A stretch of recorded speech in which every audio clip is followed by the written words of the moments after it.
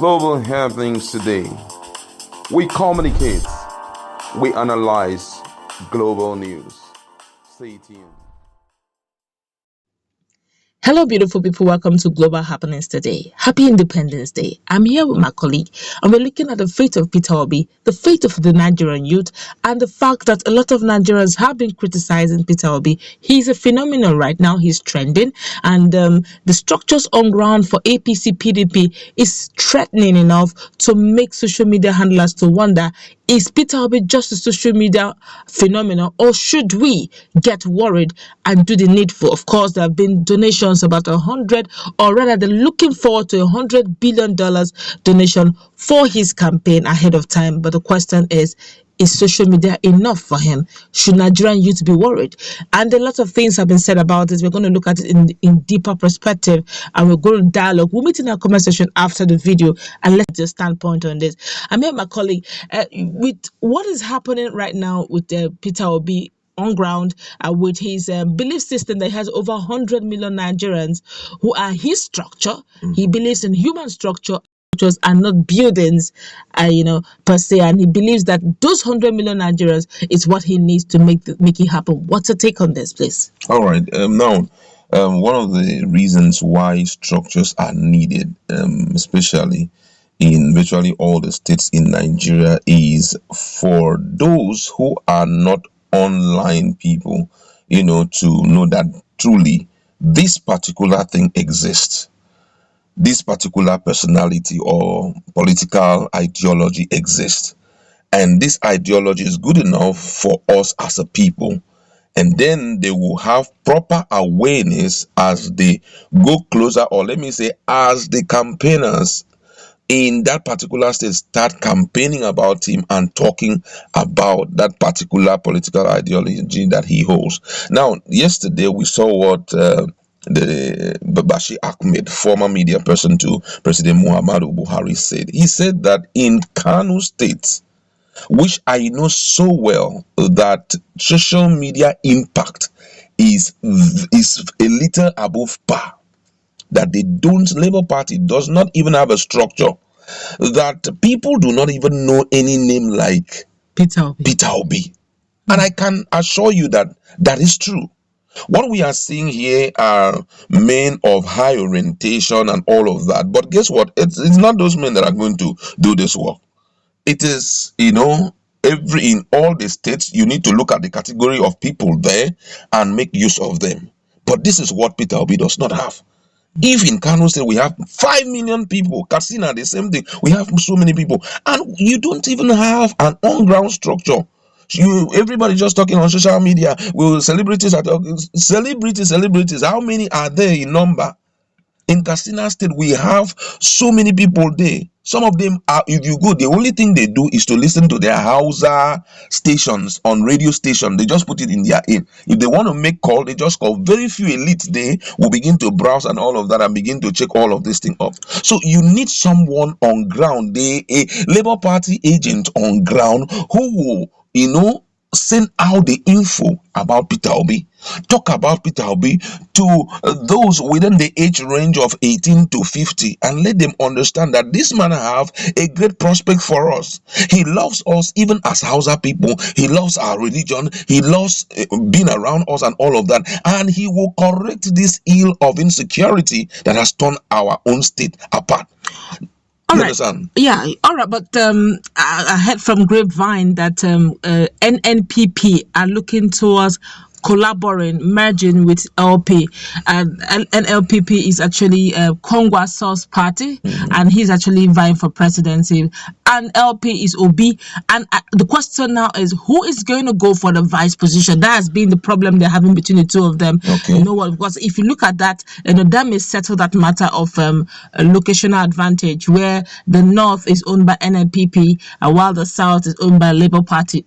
As in talking about the two parties merging. Okay, now let me just cut in there. When Peter Obi migrated, cross-carpeted, or left, let me not use that word cross-carpeted, left PDP because of some of the things he talked about, left PDP. Kwankwaso came out and spoke to Nigerians that he is expecting Peter Obi to come and be his vice president. Don't forget that this Kwankwaso has been looking for a presidential position for a long time. So even the issue of merging both of them, I don't even see it happening. And I don't even think that Peter Obi will want to step down. Or will want to step down, neither Kwankwaso, because Kwankwaso believe that where I am coming from, I have more people who know me. Just come and be under me so that we can have a token of people from the southern part of Nigeria. Which means it may not even be a reality. You understand? Now, all this thing that people are saying, oh, it's about the number, it's about this and that and that and that. I'm telling you the truth that Peter Obi is just like an ocean tide. It's flowing. And people are seeing how the tide is going. People are jumping in and enjoying the whole thing. But guess what? When the D-Day comes, that's when you will know who Nigerians are. You will know that for most Nigerians, I'm telling you, most of them, now way believe face, now in be front.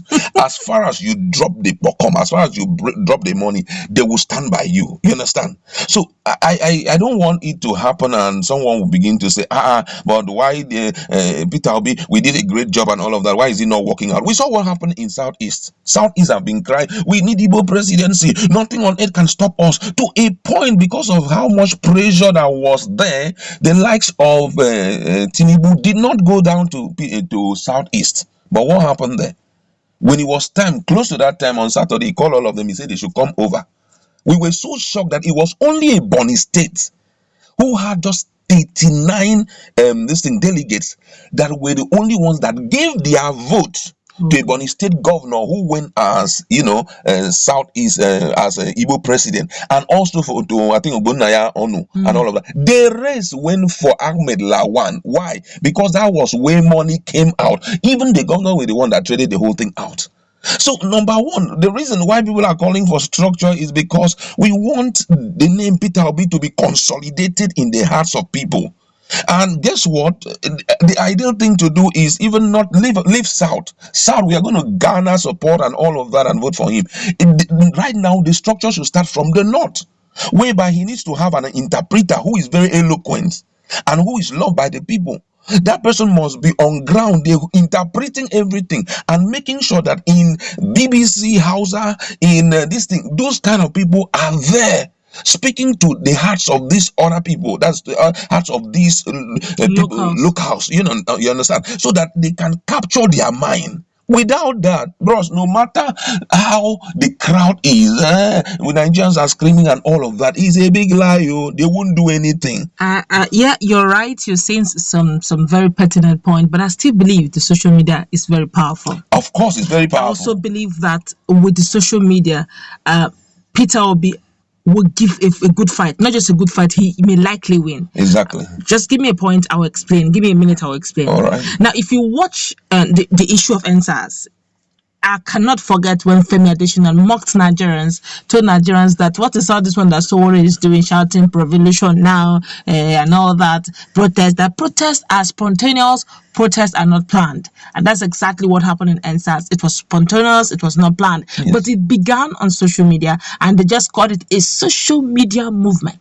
Eventually, it went down to the street. It became a phenomenon to the point that international bodies and international communities had to ask questions, what is NSAS? Okay, but first of all, I want to ask, was it in the entirety of Nigeria?